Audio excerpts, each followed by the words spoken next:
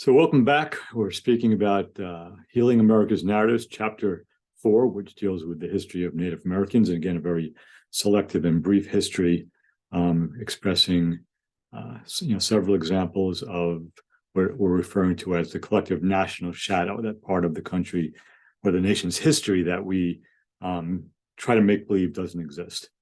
So an oversimplification, but an accurate oversimplification of the trajectory of the relationships between, first the founding Europeans and then the American federal government and the various Native American nations was one of invasion, taking of land, violence, treaties, betrayal of the treaties, breaking the treaties, more invasion, more taking of land. And that cycle continued, not necessarily in that exact sequence, but invasion, violence, treaties, breaking treaties was pretty much the trajectory. The Fort Laramie treaties of 1851 and 1868, respectively, are great examples. And you have to read the book to really get into the details of those. But just as one example, the Fort Laramie Treaty of 1868 pretty much provided for what was known as the Great Sioux Reservation. And it included what are known as the Black Hills, or in the language of the Oglala Sioux, the Pahasapa, which is a very spiritual place, if not the center of spirituality.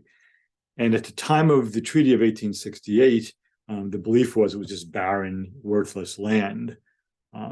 Early in the 1870s, gold was discovered there, and the federal government basically told the Oglala Sioux and other Indian nations in that area that they really couldn't control the prospectors and settlers who wanted to go after the gold.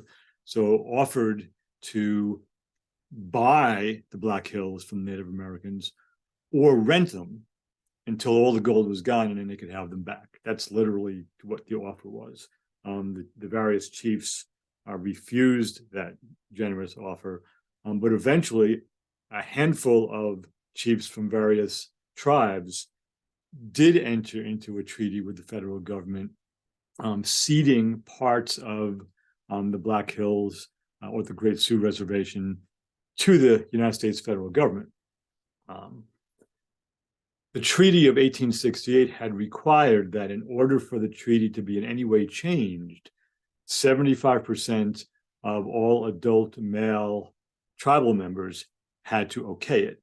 So this new treaty, entered into by several chiefs with the federal government, was actually a violation of that requirement. So that's just one really specific example of the larger trajectory of invasion, taking of land, violence, treaty, and betrayal.